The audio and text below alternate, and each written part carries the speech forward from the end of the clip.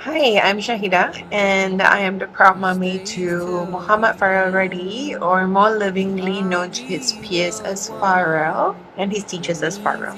So, today I'm going to share with you a little bit about my motherhood journey and how it has been mothering differently, and how I managed to find strength and positivity towards this journey of acceptance and embracing Farrell and his autism.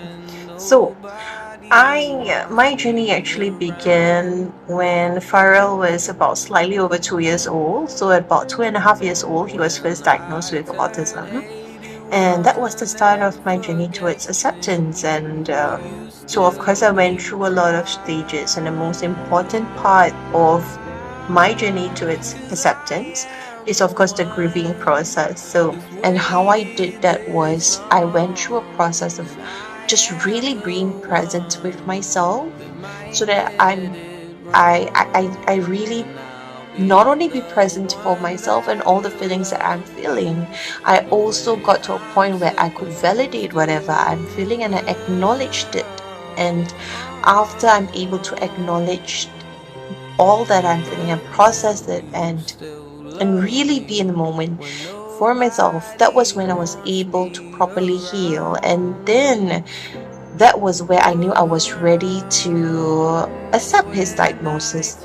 And how I got through that, the first thing I actually did after the grieving process was to actually be a student all over again. This is one of the best things that my sons have taught me, that I am a student till the day I part. So I really went back to the books. I got myself a lot of books on autism, everything autism related. I went on to dive deeper into the various methods and therapies that are available to support a child with autism or people with autism. So I really dived deep. And this eagerness is step rooted from the fact that I just really simply want to understand my son better. I want to be able to understand why he is behaving in such a manner, what makes him him. I want to be able to really understand what is autism to Farrell, because the spectrum is so wide. And so I was really trying to understand his traits so that may better support his needs. So when I'm able to support his needs, that is when I am able to also bridge this communication gap that I have with him. The number one struggle for me also pre-diagnosis, before he was diagnosed, was the fact that I could not bond with my son. I could not engage with him, and I was missing something. And not until I learned about autism, and then understanding what autism is, and then knowing how best to support Farrell, was I then able to bridge that communication gap and be able to be present and to embrace Farrell holistically for all that he is, then all that he will be. And when that happens, you will then start seeing the beauty of his perspective. So when you're able to actually look through their lenses and see things in their perspective, you are then able to embrace their differences. And you will then start to realize that these traits, these very differences, are going to be the one thing that will make them leave positive footprints everywhere they go. That is their DNA. That is what makes them them. And these unique traits will then be the ones that are their strengths, that are their core, is what they have to give and offer to this world. And you're able to actually embrace their identity. And when you start doing that, you start believing in them, and then they start believing in themselves. Then able to find strength in my personal journey of mothering differently. I am then able to create this safe space for Farrell to truly be himself, and to really thrive. And I am also working towards instilling this awareness of his condition in him so that he is able to better cope with his struggles and understand his condition. And we are at that stage. I actually just told him about his autism, and how I approach this manner is by introducing him to this word called takiwatanga. Takiwatanga is the Maori word for autism that means at your own pace and space. I remember telling Farrell that that is what his autism meant to me.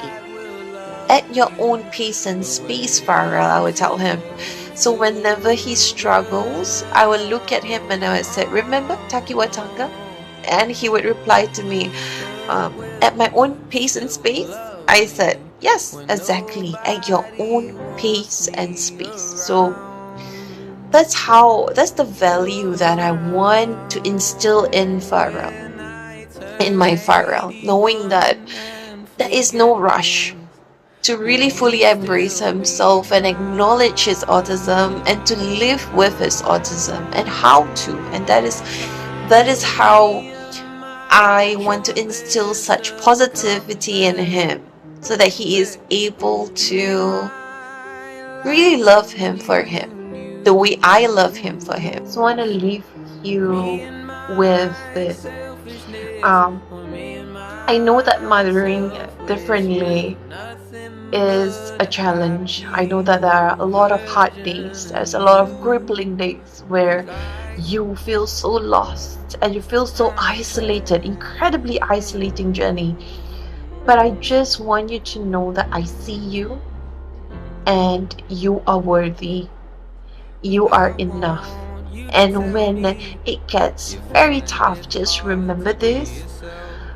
Your child, every bit of his traits, right, is meant to fit yours, because he could easily be someone else's son or daughter, but you were destined to be his mother. So every part of your fiber of your being, even if you think that you can't, you can. Short list of accomplishments.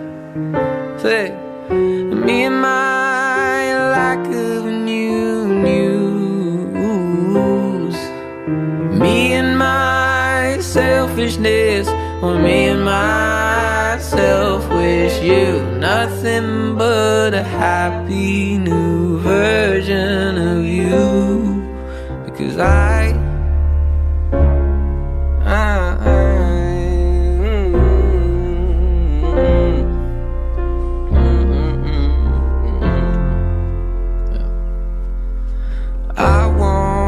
to tell me you find it hard to be yourself, so I can say it's gonna be alright.